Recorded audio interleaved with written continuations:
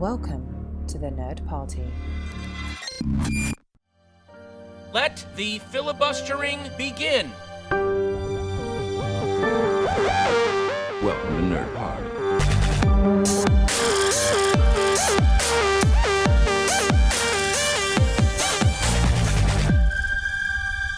Hello and welcome to Filibuster here on the Nerd Party Network. In this episode we continue our Christopher Nolan rewatch as we hurtle towards the release of TENET in July. This week we look at The Prestige and The Dark Knight. Dallas, this still looks like TENET could make it into the July slot. The UK have kind of begun their easing of the lockdown process, and it looks like TENET might still get a screening in July time. Are you hopeful at this stage? Maybe potentially a screening in England. You never know, because the plan is being sort of laid out at the moment, and it looks like 4th of July for a soft relaunch perhaps of pubs, restaurants, and cinemas. So I imagine that would give 2 weeks for the cinemas to get everything right in terms of social distancing, health and safety, hygiene and stuff like that, to then allow TENET to be the first big film out and see if anyone is, obviously people are still excited to see the film, but if people are excited enough to brave it to the cinemas, I guess we'll find out. The UK is taking a slightly divergent path at the moment in terms of where they feel they are in terms of the scaling back of the restrictions and stuff like that, but I think apparently there was some talk that Warner Brothers this week were thinking of moving. They were weighing up their options and stuff like that. But I think the fact that the UK have now come out, and the government have come out and said, all things considered, best will of the world, if we do see a drop in the infection rate or whatever, yes, we would like to reopen cinemas at the beginning of July. So yeah, this will be the third episode of the Nolan rewatch, and every episode been saying it looks like it might go ahead, and yeah, for at least until the next one it's still going ahead. I know. I was wondering that about, obviously Scotland and England are taking a bit of a kind of split in the road with their lockdown approach. They would never disagree on anything, would they? No. I was wondering if it was a case that, say, England had TENET on, would you make the trek to, say, like Newcastle or just across the border to, say, like Carlisle to watch TENET, or would you maybe wait an extra few weeks or a month, maybe months, to get it in Scotland? What would you do, Dallas? I know what I would do. Well, you're slightly closer to the border than I am, so I would have to take, let's say, Newcastle. That's a good about 4.5, 5 hours on the train. Could I justify that as an essential trip? Probably not. So I think I would probably hold out and wait until it was on in Aberdeen. I don't think I could justify especially seeing some of the pictures of the public transport as the way it is at the moment. I think you're probably got a higher chance of catching it there than you would in the cinema if everyone was wearing a mask. My mum's been making face masks recently. She's into her embroidery and stitching and stuff like that, so we received a parcel of face masks, so I'm all good to go as soon as the cinema reopens. Will I be buying snacks? No, because obviously you have to take your mask off, eat your popcorn, put the mask back on, and then keep doing that every time you want to eat, so I'll probably stay snack free, but I'll be there with my mask and my surgical gloves on. Yeah, it sounds good. I mean, I would never be buying snacks in the cinema anyway, when you can always get it cheaper across the road. But yeah, I think the small journey across the border to maybe go see TENET, I feel I could maybe justify. It's still a few months away.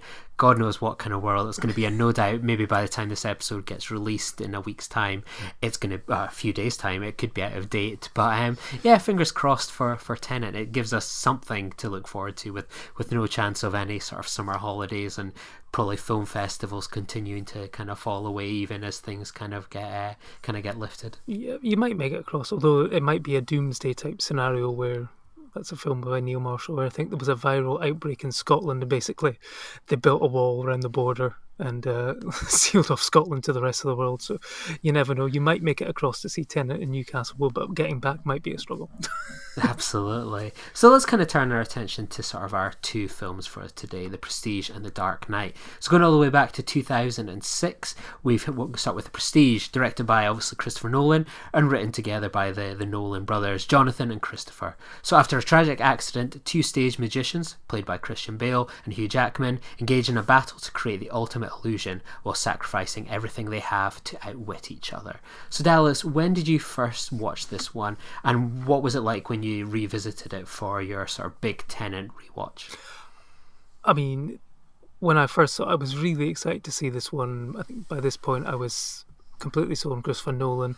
The cast was fantastic. I think back then it would have been billed as essentially Batman versus Wolverine at this point, but then looking back on it for the rewatch, it then became Batman versus Wolverine, kind of fighting over Black Widow with a supporting cast featuring Maya Hansen in Iron Man 3 and Ulysses Klaue as well, and Alfred the Butler and David Bowie. So it's really quite interesting watching it back, just how many people have gone on to become sort of within the superhero genre. But it's, for me, it was my favourite Christopher Nolan film, and I think certainly up to this stage in the rewatch, it is still my favourite Christopher Nolan film. I just love the storyline of it. I love the performances. I think it was a sort of turning point in Hugh Jackman's career. I think everyone had either seen him as Wolverine or as maybe sort of like a bit of a fluffy romantic lead in the likes of Kate and Leopold and stuff. This sort of hinted that he could go a bit darker, and we've seen, obviously he's most famous for his Greatest Showman roles and stuff like that, but the stuff like The Fountain and especially Prisoners as well, he can go dark if he needs to, and he's actually very good when he does it. And I think ultimately it was the story and just how well the Nolan brothers, the best Nolan pairing since the Nolan sisters, have managed to basically pull the wool over my eyes. And if you look back on it, I mean, we'll obviously get into this, but it's so incredibly obvious when you think about it. But the way that they've done it, like a magic trick, they've styled it up to basically throw you off the scent and then deliver you a hell of a wallop in the third act. And obviously you don't get that. It's similar to like Fight Club or a cycle like that. You don't get that on a second viewing, but what you do is you see all the hints and tricks that they do, and you can just appreciate it as not the same film, but as a different film, and it still holds up. And yeah, it still holds up on a rewatch as well. What about yourself? Because I think this is the first time you've seen it since the cinema.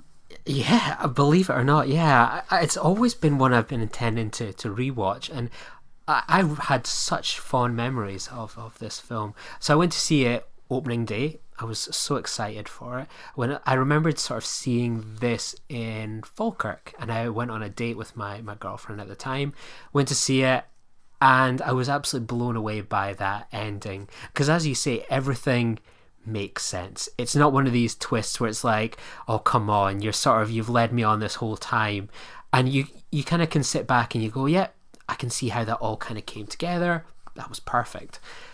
And for some reason, I just never got around to rewatching it. I've owned it on Blu-ray, and then I have like a steelbook edition that I picked up a few years ago because it looked really nice, and yet I never watched them.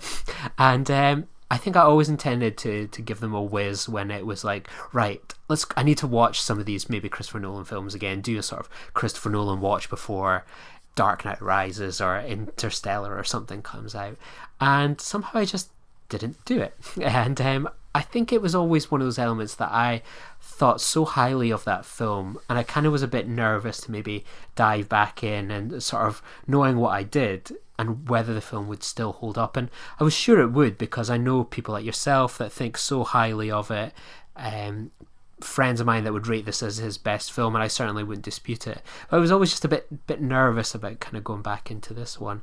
And I watched it with my girlfriend. She's kind of started to do the Christopher Nolan watch with me as well, and she's seen the Dark Knight films, but she hasn't seen much of anything else. So we kind of sat down to watch this film, and she would be posing questions. Oh, there would be the lines she would say like, "Oh, he is being so horrible to his wife here," or "Why would they do this?" And it's like you almost feel like just saying, just be patient with it, kind of stick with it. Sometimes it's easier to watch these kind of films in pitch darkness and then debate them afterwards.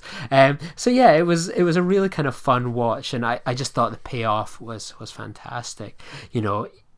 I was looking, and there was only like the one little moment where I think like the lighting, where you thought, oh, I can kind of tell that the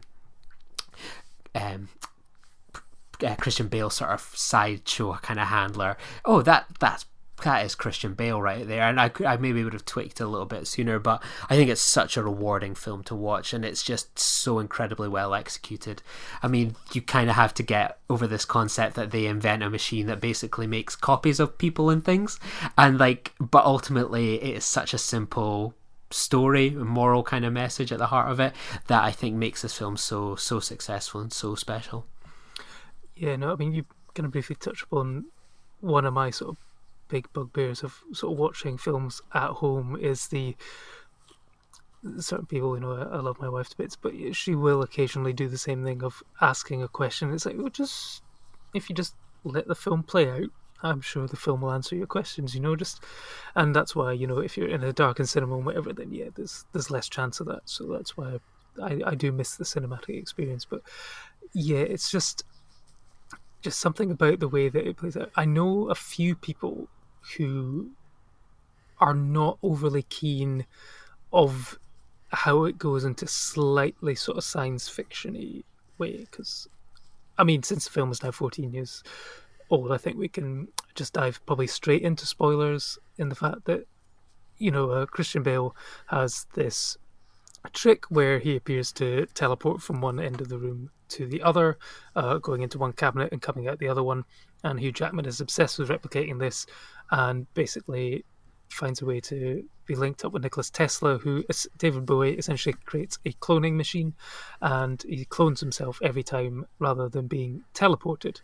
And although initially it ends up being teleported, but it turns out he's just cloning himself and then rather disturbingly drowning the clone at the end of each performance. Although whether it's him that ends up getting drowned or if it's the double, we're never entirely sure which one. And some people didn't really like the fact it was sciencey as opposed to just pure illusion and magic. But I think it kind of worked. I thought it was nice to see the sort of the obsession and the drive of Jackman's character, and that's really where he sort of excels in this point, because the way that he apparently dies at the beginning but then comes back at the end, that's all sort of kind of given away the fact he's talking with his wife at the beginning. She's sort of talking about, oh, you could use this name. He says, oh no, and my family wouldn't approve, and it's hinted out that he had another life before this, and it turns out that he's the Lord Coldlow that was trying to buy the tricks and stuff. And I mean, it's all there, all the pieces are there. It's just they don't do it, because I mean the Fallon thing, I was kicking myself afterwards, because I think the first time I watched it I was like, they're not really ever really showing this guy's face, or he's not really doing anything. It seems, why is this, and why is this character there? And then of course when it's revealed what it is, it's like, oh, I'm such an idiot. Of course, it just makes total sense. And it's I think it's one of my favourite Christopher Nolan films, especially for Michael Caine's performance, because he's got so many quotable lines, and I just love that. I'll tell you, and he uses a bloody dabble. It's a bloody double. Michael Caine says it like halfway through the film, and it's like he says, no, it's got to be something else, and it turns out to be something as simple as a twin, and it just adds to the layers of Bale's performance, I think, in the fact that you're sort of wondering why he's such a shit to his wife sometimes, and it's because it's the one that doesn't really love his wife. And so it's just masterful performances from the two of them, and it's just a great film that is so good on a rewatch. You can see how it all pieces together, and it's just so densely and well plotted, and then also delivered the way that the style in which it's delivered as well. It's like a magic trick on its own. Yeah, I think what I like is the casting as well. I mean, you touched on it. We kind of have to go back to sort of 2006 in a way that you have someone like Hugh Jackman, which, pardon the pun, but he was kind of considered probably like the showman actor. He would be sort of your actor for kind of big movies, not considered a great actor, but probably considered a sort of showman, really, in a way. And then you have someone like Christian Bale that had developed that reputation, even by that point, of being someone that would throw themselves into kind of the role, very meticulous in how he does it. Sometimes method acting, going from extreme weights to the other. Where sort of Hugh Jackman is this very good looking kind of actor. And I think that casting is just so well played that it plays to both these actors' strengths, that it really means that you can sort of see them through this role, that I can buy that Christian Bale as Borden is this, obsessive person that is just always about the art, would probably put on a show and it would be he'd be happy with maybe like 10 people kind of watching it. Whereas Hugh Jackman is always maybe about the crowd enjoying it and putting on a performance and a show for them. And I just thought kind of Nolan had really kind of nailed it with those kind of acting types, and I thought it played really well. And I always wondered maybe what kind of Jackman and Bale made of sort of that casting choice potentially. It fits into their, like you say, he manages to play on both their reputations, but they also do manage to show a bit more than just that. I think Jackman in particular, the way he goes dark, there's that wonderful scene where he's talking to Scarlett Johansson, and it's like she says, what about your wife? And he says, I don't care about my wife, I care about the trick. And how he's basically, initially it was about getting revenge on this man who had inadvertently caused the death of his wife, but now he's so obsessed with it, he's forgotten about his wife entirely. He's so consumed with that. And the way he sort of flips, at this point they were talking about, I think, the Batman sequel, and I just thought I would have really been interested to see what Hugh Jackman would have done in the role of Harvey Dent. I really could have seen him as that. Aaron Eckhart does a great job, as we'll get onto in a bit. But I thought that Hugh Jackman could have been someone who, in Nolan's Batman universe, probably could have played a really interesting role. Yeah, I think that would have been a really good kind of shout. I think one thing I love about this as well is David Bowie, is Nikola Tesla. I remembered sort of just being so excited by that announcement at the time, and then the subsequent appearance. I thought it was so well played, and it was so good to be kind of reminded of David Bowie's. Obviously, we know him as an actor and musician, but to kind of see him in a Christopher Nolan film felt very, very exciting. I think it's probably pretty much his last on-screen performance. I can't remember for sure, but I think starting out, he had films like The Hunger, and then sort of Merry Christmas, Mr. Lawrence. But then he's most well known probably for on screen for Labyrinth, quite rightly so. But I think there was rumours that someone did want him for a Marvel film. I think James Gunn was trying to get him in for one of the Guardians films. But I think this sort of was really a nicely understated performance from him, and he sort of totally convinced as Tesla. And it's just sort of little touches like that is why Nolan is so great at casting, because this we'll get on to in the next film. People always seem to question him when he casts sort of big names in sort of parts which don't really go with what they've done before, but he proves them wrong every single time. Absolutely. So have you got any kind of final thoughts on The Prestige? Do you still feel it kind of, is this one of your best Nolan films? You've kind of, ahead of this, you've already sort of completed your Nolan watch. Does this still feel like the best one, or is that yet to come? I don't want to play my hand. Like I'm going to save some secrets for later. But up till this point, it's still my favourite. It's interesting sort of watching this one back and seeing sort of Scarlett Johansson in this role, sort of given where she's gone on to. But it when I think about it, then it's like she was only sort of really just coming off the back of sort of the BAFTA winning Oscar nominations for Lost in Translation and stuff like that. So she wasn't the established star that we know her of now. So playing this is someone who is slightly being known kind of for her looks coming off at that point. So again, she's sort of put in there as the distraction and stuff like that. So, these are probably Nolan comes in for a bit of criticism of his female characters, but these are probably two of the best written characters. I think this was one of the first films I saw Rebecca Hall in, and I was really impressed with her and what she did, because she's probably got one of the most difficult jobs in sort of living with, like, she basically hints that she knows what is going on with Bale's character, and the fact that she's living with that is really sort of a tortured, heartbreaking sort of decision where her plot goes as well. But I think overall it's just the way sort of it tells the story and delivers the magic trick and pulls it off to the point where you're genuinely astounded and then also kicking yourself at the same time. This is because it's got everything that Nolan does with the sort of great cinematography, sort of soundtrack, and then the playing the time again, sort of dipping back and forth into the various narratives. It all works perfectly, and it's lightning in a bottle, I think, at this point. So then we move ahead to 2008, and with the iconic The Dark Knight. So Batman raises the stakes in his war on crime. With help of Lieutenant Jim Gordon and District Attorney Harvey Dent, Batman sets out to dismantle the remaining criminal organisations that plague the streets. The partnership proves to be effective, but they soon find themselves prey to the reign of chaos unleashed by rising criminal mastermind known to the terrified citizens of Gotham as the Joker. So Dallas, what was this like in 2008 when you went to see it?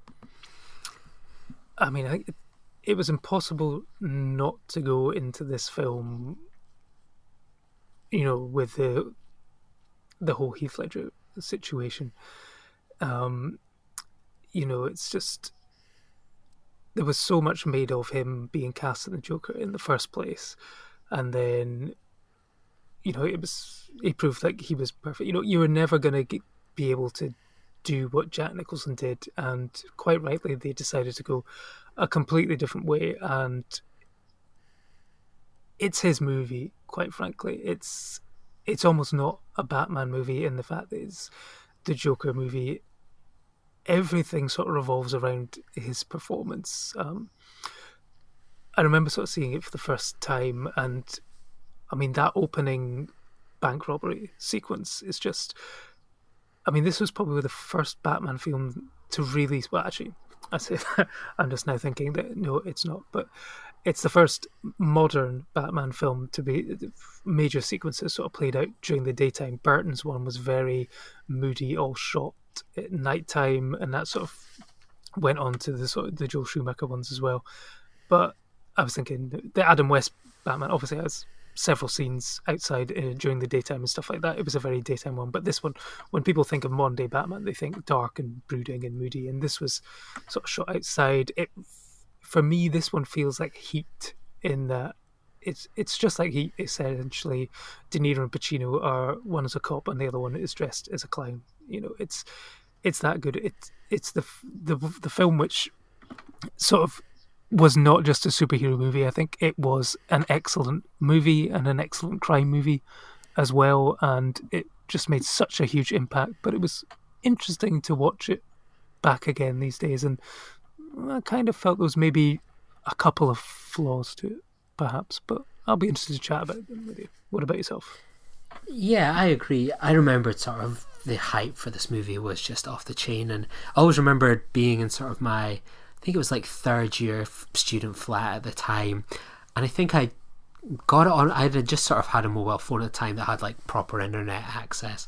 I can remember just sort of seeing the news about Ledger, and then going into the living room where I had some of my flatmates and they had some mates around, and I was like, Heath Ledger's dead. And we were all really kind of stunned by it. And we'd been studying film, and I remembered me personally being really excited for Heath Ledger's casting sort of off the back of things like Brokeback Mountain. I just thought he was quite an exciting actor that sort of proved he wasn't just sort of doing the teen romance kind of comedies that kind of he'd sort of made sort of his break a bit in Hollywood with.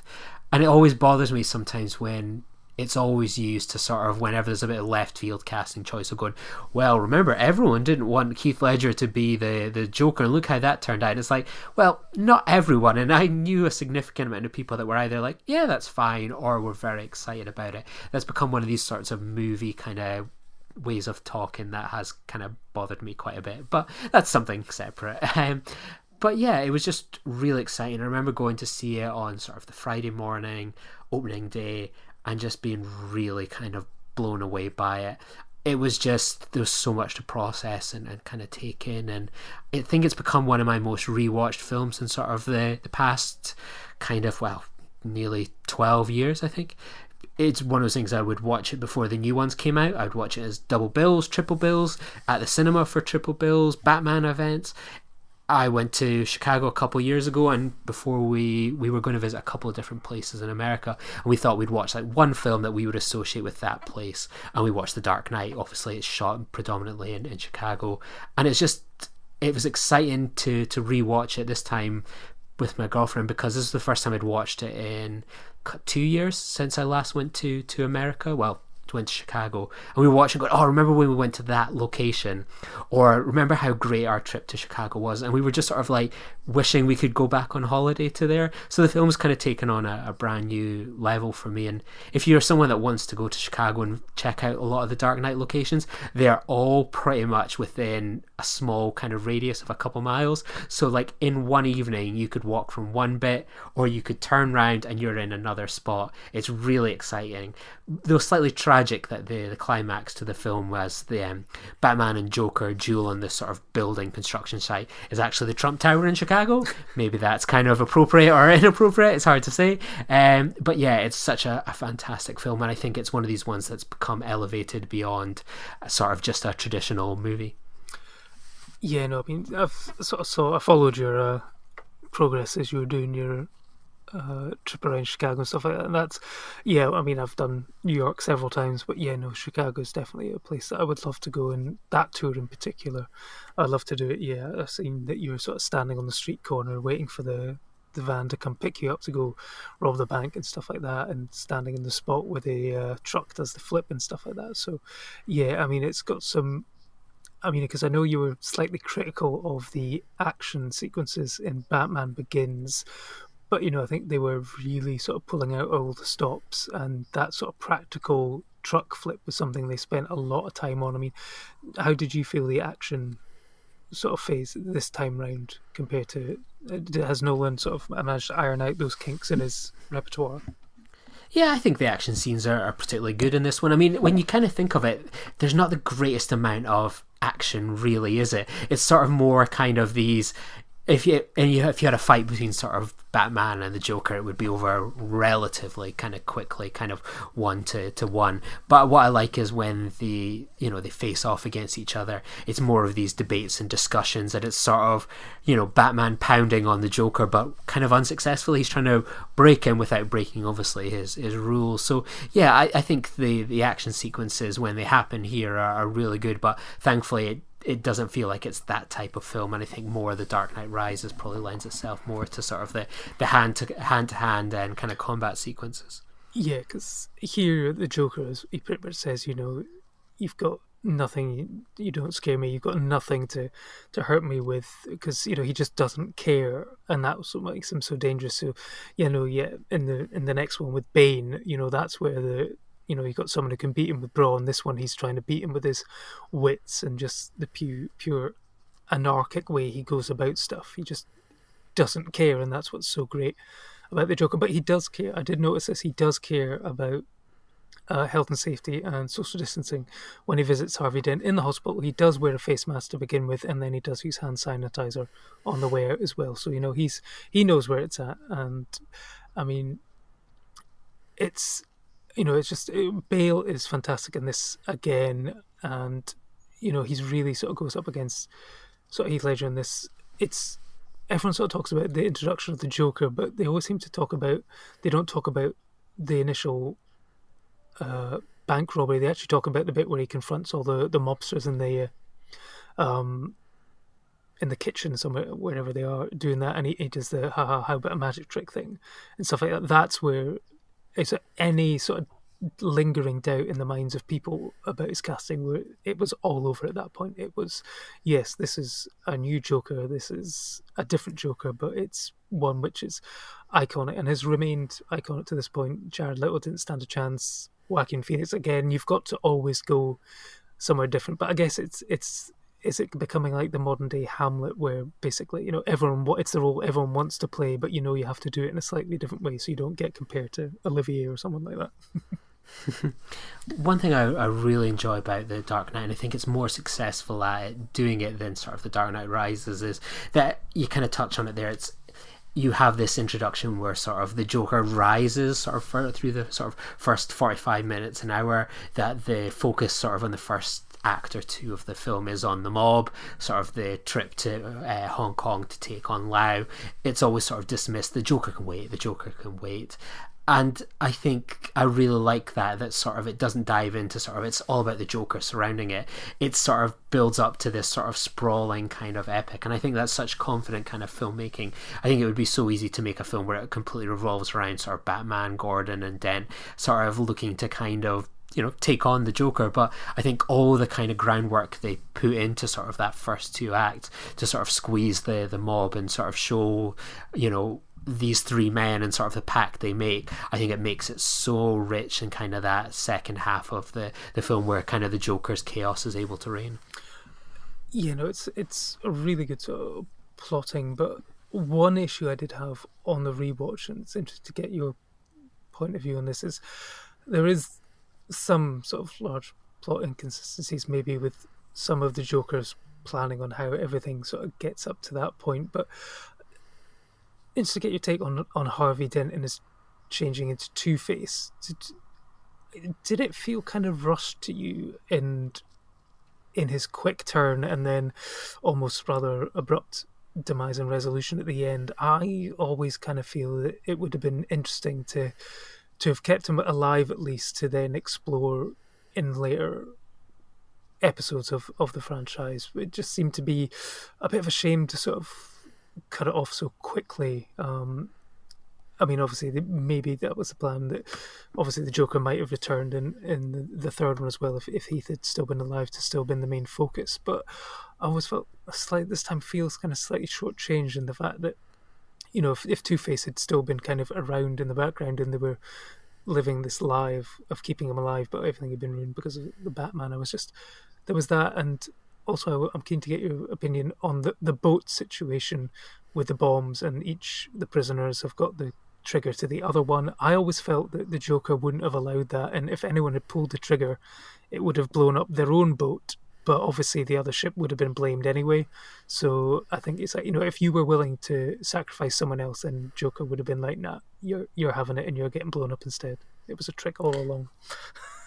Yeah, I've always found the boat one's just that one little sort of, you know, Joker escapade, just that little bit too far. And I do agree, there's an element of kind of rushed kind of work with this sort of the Two-Face. I would have loved more perhaps of him. I think the one thing that always makes me wonder about sort of this trilogy is I think they had a very potentially different idea for that third one, but obviously Ledger's death kind of put an end to that. And I've always been curious what they would have done and where they would have gone. Maybe we would have actually just got the Dark Knight Rises as it kind of is now, or would they have kind of gone a very different way? I think it's kind of, there's always an element of frustration, I think, with that. My main real issue with sort of the Harvey Dent stuff was that they kind of pin all the blame on sort of Batman for these cops' deaths and sort of the attack and the SWAT team, blah blah blah. But it feels like that's something that can easily be kind of explained. Like at the time, you have kind of mad people kind of kicking around Gotham. Surely it would be easy enough to kind of pin the blame on sort of these corrupt cops, you know, being killed by sort of the Joker's sort of henchmen. And then it's like, well, actually he did save, you know, these squad commandos that were kind of going in from sort of killing the wrong people. So that's like kind of easily explained. It feels like it's that decision feels always rushed and a little bit silly and kind of misguided. It's kind of like, well, I guess that they're in obviously a rush at the time to sort of wrap it up with everything kind of closing in on sort of Harvey Dent's location, but it feels like that kind of that decision really, really bothered me. Yeah, no, especially they basically sort of double down on it in the third one and then use Dent as a martyr's death in order to put through all this stuff. I mean, that's obviously for the next episode, but yeah, I mean, there should have easily been like another way around doing that, especially since even the criminals know that Batman seems to have this one rule that he won't kill anyone, and they kind of almost use that to their advantage in that case. So yeah, that always sort of did stick with me as a slightly odd thing, although it does lead itself to that fantastic ending with sort of Zimmer's score coming in and his Gary Oldman, Commissioner Gordon's kid, sort of saying, "Why is he running, Dad? Because because we have to chase him, because he's not the hero. He's the hero that we need right now, but not the one. No, he's not the one that we deserve, but he's the one we need right now, and we'll hunt him, we'll chase him because he's a watchful protector of the Dark Knight and all that." It's just a great ending, and just the way the score sort of finishes at that particular point. It's just fantastic. So I'll allow it because it does lead to such a great iconic ending, and one that should have been nominated for Best Picture at the Academy Awards, but I suppose it opened the door for future kind of extra Best Pictures. It's I mean, I have that issue with that sort of quick wrap, but God, that ending is just perfect. Like the delivery, the score. I always think Nolan does amazing sort of closing montages to films better than anyone. I would love to see a sort of serial montage of sort of those kind of last few minutes of Chris Nolan films. Yeah, think about it now. Yeah, you've got. Let's see, you go with from The Prestige. You've got that. So You Want to Be Fooled. Cut to end shot of one of the tanks. You've got this cuts to Batman driving off into the distance. You've got Inception. You've got the totem, the little top spinning on the deck, which is one of the great all-time endings, especially watching it with the cinema, as they all go, "Oh, come on, what?" They can't believe it. And then Dark Knight Rises has got a fantastic ending as well. Even though I watched Interstellar quickly recently, Dunkirk's got an amazing final shot of Tom Hardy and stuff, sort of looking on at the burning sort of fighter plane and stuff like that. So yeah, no, he does know how to, and I think it was Robert McKee said, wow him in the end and you've got a hit. And, I don't think anyone can. So yeah, I've got some minor issues with the film, but, you in terms of like that final sort of 30 seconds of each of his films, you can't argue with them. No, I'm the same as you. I feel the kind of same, like this film has its issues, and that's okay, like, because I still enjoy watching it. And I think, like, people can be so quick to dismiss these films kind of these days, where they go, well, actually you just don't get it. You kind of see it with things like sort of the Snyder cuts and Man of Steel, Batman v Superman, etc., where there seems to be kind of a radicalization to kind of criticism, which Nolan has his fanboys and so on, and I consider myself a Nolan fan, but I wouldn't sort of dismiss kind of criticism or that there's certainly issues, and I think there's issues to kind of come in sort of the next pairing of films we're going to do. But yeah, this was a really kind of awesome kind of double bill. I think we watched both of these on sort of a Saturday and Sunday in lockdown, and it was just such a treat. They just Dark Knight in particular, sort of those IMAX cameras, I watched a 4K print of this as well. It was just fantastic. It was it's been a couple of years, but it was like putting on a comfortable pair of shoes. There was just you even no matter how many times you watch it, you still think, oh, this next scene's coming up, I'm really looking forward to this, or oh god, that is such a great performance. And yeah, such a special film. What he did was he actually brought legitimacy to the superhero movie, the comic book movie. I wouldn't say superhero movie because Batman's not a superhero, doesn't have superpowers. He's just super rich. That's all. But when this came out, only Iron Man had been out in the MCU. It was a reasonable sized hit. It was the redemption of Robert Downey Jr. But this, with the critical acclaim, the fact that people got so upset that it didn't get nominated for Best Picture at the Oscars. I think Hugh Jackman, even in his opening song, sort of said, "How can $1 billion not be sophisticated?" And it opened the door for other films to be considered. If it was still 5 nominees only, would Black Panther get nominated? No. Would Joker get nominated for Best Picture? Probably not. So I think it has allowed, it's sort of shown that they're not just here, as purely box office things. They can be, critically acclaimed. They can be, proper films and be treated as such. And, I think it still holds up. For me, I've always probably considered it 5 stars. I don't know if it really is looking back. I may actually prefer another installment on it. Guess we'll find out next time. But I maybe sort of downgraded it to sort of 4.5 because it's not perfect, but there is some perfect moments and some truly, it's probably the most iconic and one of the most well-made. So it's the only one which I would probably be able to watch on its own as a separate film. Any other sort of comic book movie and whatever you kind of have to watch in sort of relation to other things. But this one is a great film in its own right, I think. Yeah, like I totally agree with you, and I would, maybe it's a 4.5 or it's a 4, but at the same time I kind of think of like how much love I have for the score, that films like this and so on. And I think films that kind of, when people ask, oh, what would be your list of best films of all time and so on, and there would be very few in there that I didn't have some sort of personal connection with, or the experience goes beyond just seeing it once and thinking this was a masterpiece. I think of, like, as I say, That Holiday, that becomes part of watching the film.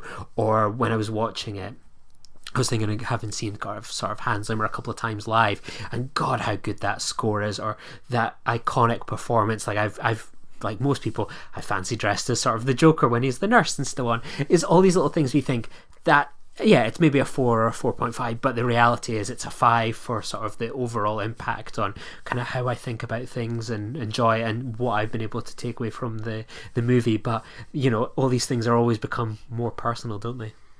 Well, thinking about it now, it was responsible for me. It was one of the main things that I was able to do sort of event cinema wise when I was working at the cinema. It allowed me to do I've done this triple bill twice. Obviously, when I had to dress up, I chose to dress up as Heath Ledger's the Joker. For the first one, I had the clown mask and everything, and that really freaks people out when you just sort of walk up and down the aisle not actually saying anything and just sort of turning your head. We did a photo shoot on the top of the cinema with like an old broken Triple Kirk's church behind us, sort of trying to recreate sort of Burton style stuff. So it's just to seeing the audience reaction that this was 2 times, you had 100, 200 people coming out for 8, 9 hours of movies on a Sunday afternoon or something. It shows how well this trilogy is sort of loved and respected by the fans. So yeah, it's always going to certainly hold a special place, and for me it's still the most consistently great superhero trilogy across the board. It's, for me, I think, well, actually we'll get onto that in the next episode. I'm going to save my stuff for the next episode, otherwise I'll run out of material. Yeah, like it's crazy to think that triple bill you talked about, that was just later this month, calling into the anniversary. I remember it was a sort of Sunday the 31st of May. Yeah, so it's crazy how kind of time flies. But I suppose that's the impact that we've spoken about for us. The cultural impact of this film is huge, and it's hard to think of many other kind of films like that have achieved that in sort of our lifetime. Yeah, the Avengers films, probably things like Jurassic Park, Titanic. Maybe that's maybe another episode where we can kind of imagine such a thing. So yeah, definitely something to consider again in the future. Absolutely. And I guess when we get into the June episode of the rewatch, it will be Dark Knight Rises. So I guess that'll be round about the time we would have done the rewatch of the triple bill in the cinema. So I get to get a triple bill in a cinema. Would you spend 9 hours in a cinema at this moment with the same crowd? Would you demand temperature checks ahead of it? I've been watching so much Great British Menu recently. I feel like I need to mix up my entertainment. So yeah, God, that would be that's the dream for one day anyway. Yeah. But thank you so much to everyone for joining us, and hopefully this episode isn't out of date with Tenet news within 48 hours time. Knowing our luck. Yeah, knowing our luck. So we'll join you all again soon in the near future. So take care, and all the best. Bye. Join the revolution. Join the Nerd Party. Welcome to Nerd